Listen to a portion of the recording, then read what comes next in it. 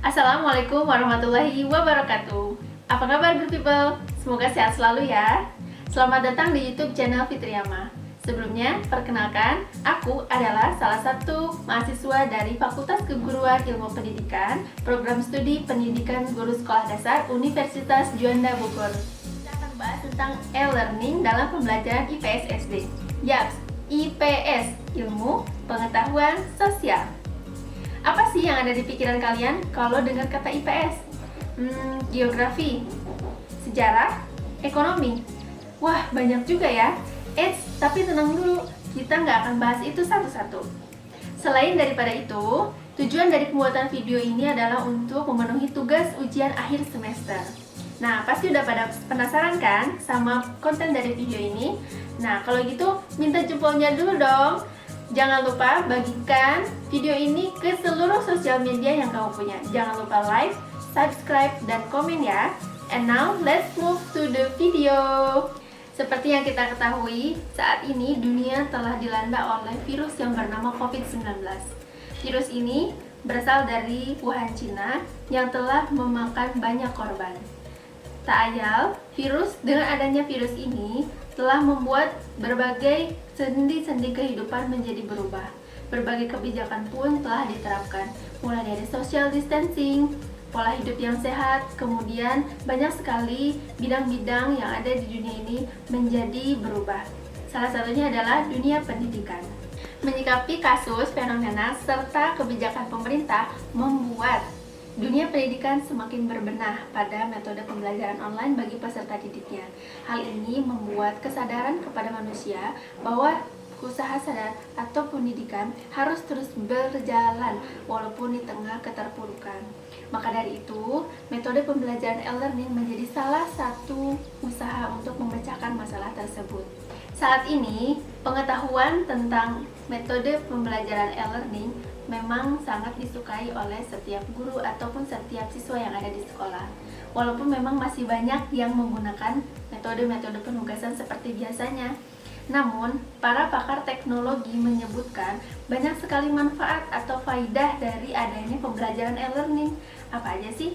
Yaitu salah satunya adalah untuk pencegahan virus corona tersebut.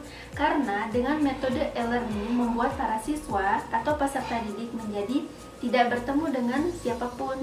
Artinya, membatasi jarak mereka dengan manusia lainnya. Sehingga ini akan membantu untuk membuat sebuah pencegahan dari virus corona atau COVID-19. Oke, good people. Jadi tadi kan kita udah bahas tentang COVID-19, kemudian pembelajaran e-learning. Nah, kali ini kita akan bahas lebih spesifik lagi. Apa sih yang dimaksud dengan pembelajaran e-learning, khususnya dalam pendidikan IPS di SD?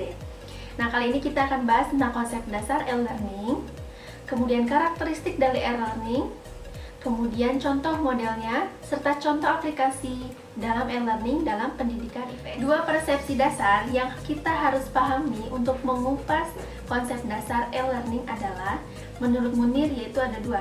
Yang pertama adalah electronic based. Electronic based itu bahwa pada kegiatan pembelajaran e-learning, kegiatan ini sangat memerlukan perangkat keras atau perangkat-perangkat yang dapat membantu atau mendukung proses pembelajaran. Nah, yang kedua adalah internet based, di mana pembelajaran e-learning merupakan pembelajaran yang sangat membutuhkan jaringan internet. Maka, jaringan internet menjadi hal yang sangat wajib dan sangat berpengaruh besar terhadap proses pembelajaran dalam e-learning. Menurut Rosenberg dalam bukunya pada tahun 2001, bahwa kriteria dasar yang ada pada e-learning itu ada 3. Yang pertama adalah bersifat jaringan atau jaringan internet yang sangat absolut atau wajib. Dalam hal ini, jaringan internet merupakan jaringan yang paling wajib atau paling ada dan harus ada dalam pembelajaran e-learning. Yang kedua, memerlukan adanya perangkat berbasis komputer, kemudian berbasis internet. Dan yang ketiga adalah mengetahui atau meyakini bahwa pembelajaran e-learning merupakan pembelajaran yang paling unggul di masa saat ini dan akan menjadi pesaing untuk metode pembelajaran tradisional. Oke, good people. Jadi, kalian udah paham belum tentang e-learning? Pasti bertanya-tanya dong, apa sih e-learning itu? Dari tadi e-learning, e-learning, e-learning. Oke, aku bakalan memperjelas ya, apa sih e-learning itu? Jadi, e-learning adalah pembelajaran yang menggunakan jasa elektronik. Dalam hal ini adalah handphone, komputer, dan lain-lainnya yang bisa mendukung proses pembelajaran e-learning. Teman-teman udah pada ngerasain belum pembelajaran e-learning? Kali ini kita akan bahas tentang karakteristik e-learning. Nah, yang pertama adalah menggunakan atau memanfaatkan jasa teknologi elektronik. Pembelajaran yang berbasis teknologi elektronik akan memudahkan siswa dan guru untuk dapat melakukan pembelajaran. Di antaranya adalah untuk komunikasi, kemudian untuk berinteraksi, berdiskusi, serta meningkatkan efektivitas kegiatan belajar mengajar. Oke, good people, karakteristik yang kedua adalah menggunakan keunggulan komputer. Nah, gimana sih kalau misalnya nggak ada komputer? Ya tentu nggak bakalan bisa dong, dan nggak bakalan bisa berjalan dengan efektif pembelajaran e-learning. Maka dari itu, pembelajaran e-learning harus ada komputer. Udah pada punya komputer kan? Yang ketiga adalah menggunakan bahan ajar secara mandiri. Nah, dalam hal ini berarti bahwa setiap file atau materi pelajaran bisa kita simpan dalam komputer, bisa di-share, bisa diunduh, dan bisa disimpan. Oke, tanpa berlama-lama, kita sekarang akan membahas tentang model pengembangan e-learning. Aku akan mengambil salah satu dari seorang pakar, yaitu menurut Hogi, dalam bukunya 1998. Menurut beliau, ada 3 jenis model pengembangan e-learning. Yang pertama adalah web course, web-centric course, dan web-enhanced course. Good people, kita akan bahas ketiga istilah yang tadi ya. Yang pertama adalah web course. Web course adalah kegiatan pembelajaran yang sepenuhnya adalah tidak tatap muka atau berjarak jauh. Jadi nggak ada kegiatan yang ada di kelas. Semua kegiatan yang berupa diskusi, konsultasi, pemberian materi atau bahan ajar semuanya dilakukan secara online. Yang kedua adalah web-centric course. Nah, kalau web-centric course ini adalah penggabungan antara dua model. Jadi, secara tatap muka maupun secara jarak jauh. Yang ketiga adalah web-enhanced course. Web-enhanced course adalah proses memasukkan jaringan internet ke dalam komputer. Jadi, seluruh kegiatan kita adalah berada pada jaringan internet. Maka dari itu, internet sangat dibutuhkan dalam model ini. Kemudian, untuk pembelajaran secara tatap muka, itu masih mendominasi dalam model ini. Oke, good people, tadi kita udah bahas tentang karakteristik, konsep dasar. Kemudian ada model-model pembelajaran e-learning. Udah kalian pahami kan semuanya? Kalau gitu, kalian bisa mereview lagi ya, kalau misalnya belum ada yang bisa dipahami. Nah, sekarang kita akan beranjak ke contoh aplikasi e-learning. Banyak banget contoh-contoh aplikasi yang bisa kita temukan dalam internet atau dalam aplikasi untuk menunjang pembelajaran e-learning. Nah, di sini saya akan membahas atau akan menunjukkan contoh dari pembelajaran aplikasi atau contoh aplikasi dalam e-learning. Yang pertama itu adalah Moodle, Google Classroom, Edmodo, Rumah Belajar, dan Kuiper. Yang mana yang pernah kalian pelajari? Komen di bawah ya.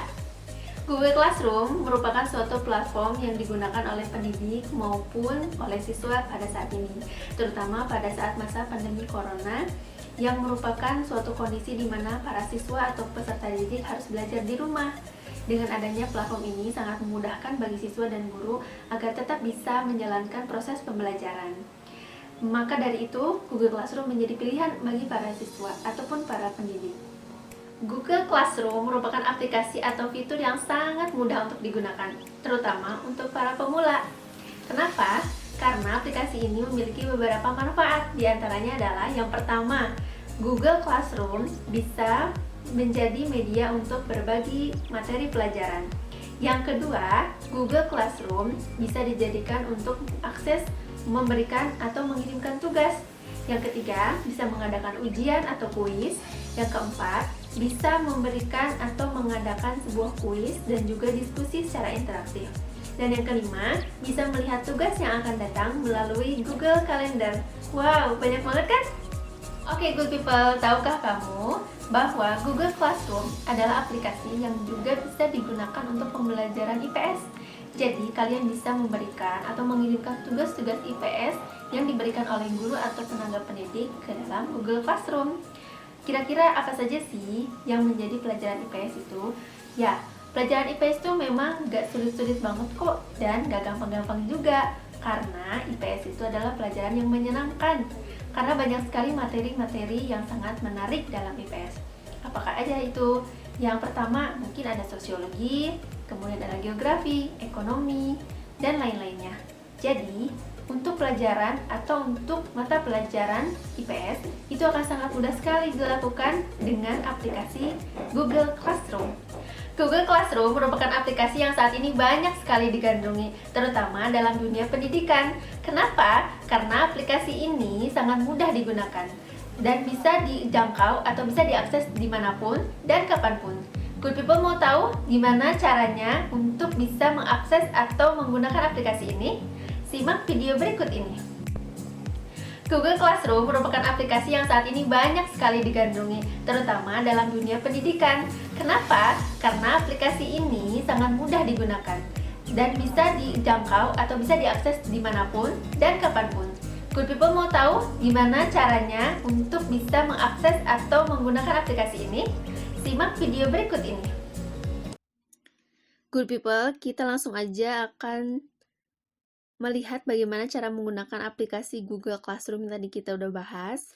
Nah, pastikan kamu sudah memiliki akun Google. Di sini saya udah bikin akun Google-nya. Dan kita ketikkan Google Classroom pada pencarian atau pada kolom pencarian.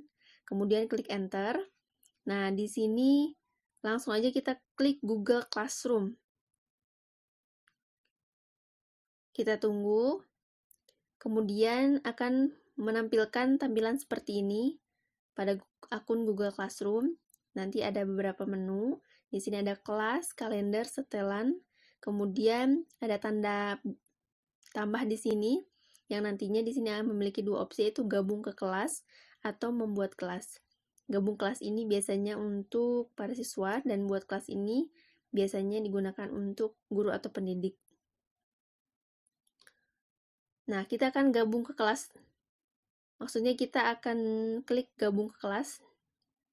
Nah, nanti biasanya guru atau pendidik akan memberikan sebuah kode pada mata pelajaran tertentu. Nanti kodenya harus kita masukkan ke dalam kolom ini. Nah, di sini udah ada contoh kodenya, ada 7 digit kode, kemudian kita klik bergabung. Kita tunggu. Maka tampilannya akan seperti ini. Ini salah satu contoh dari akun atau Google Classroom. Namanya contohnya SD Negeri 1 Amukaromah. Nanti di sini juga ada beberapa menu, ada kelas, ada namanya, ada daftar tugas. Nanti siswa atau murid bisa mengakses daftar tugas yang diberikan oleh guru di kolom pencarian atau di daftar tugas ini. Seperti itu. Akun ini sangat mudah sih, aplikasi ini sangat memudahkan untuk belajar, terutama di masa pandemi ini, dan terutama untuk pembelajaran IPS tentunya. Nah, sekarang kita akan coba untuk membuat kelas ya. Ini yang tadi kita memberikan informasi untuk siswa, bagaimana cara bergabung ke kelas. Nah, sekarang kita akan membuat kelas, atau bagaimana sih cara membuat kelas bagi pendidik yang masih bingung. Nah, tadi klik tanda plus yang tadi, kemudian ada tampilan seperti mencentang, dan di sini ada kolom untuk membuat kelas. Kita buat nama kelasnya, ini wajib. Di sini saya ketikkan pembelajaran IPS SD. Mata pelajarannya, oke, kita ganti aja. Nama kelasnya adalah kelas 1A. Kemudian mata pelajarannya adalah pembelajaran IPS SD. Kemudian kita klik buat. Kita tunggu. Nah, di sini sudah ada tampilannya. Kelas 1A ini oleh guru sudah dibuatkan.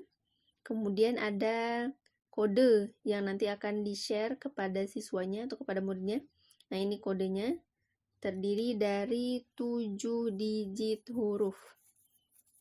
Nah, di sini juga guru bisa memberikan tugas-tugas kelas, baik itu berupa pertanyaan, topik, bisa mengirimkan jurnal, dan juga membuat kuis. Nah, di sini ketika kita klik buat ini, ada banyak sekali opsi-opsi untuk membuat pembelajaran menjadi lebih efektif dalam aplikasi ini. Nah, di sini ada anggota yang nanti diisi oleh siswa atau muridnya. Kemudian bisa melihat nilai juga. Nah, begitulah aplikasi Google Classroom. Contoh bagaimana cara menggunakannya, bagaimana cara membuatnya. Semoga bisa bermanfaat ya. Oke good people, tadi kita udah banyak banget bahas tentang pembelajaran e-learning dan contoh aplikasi pembelajaran e-learning, terutama dalam pembelajaran IPS SD. Semoga good people pada paham ya. Nah, pembelajaran ini akan terus berlanjut dan juga proses pendidikan akan terus berlangsung walaupun dalam keadaan COVID-19. Semoga video ini bermanfaat ya untuk teman-teman, dan jangan lupa bagikan atau share video ini ke sosial media yang kamu punya. Tetap semangat, semoga sehat selalu. Wassalamualaikum warahmatullahi wabarakatuh.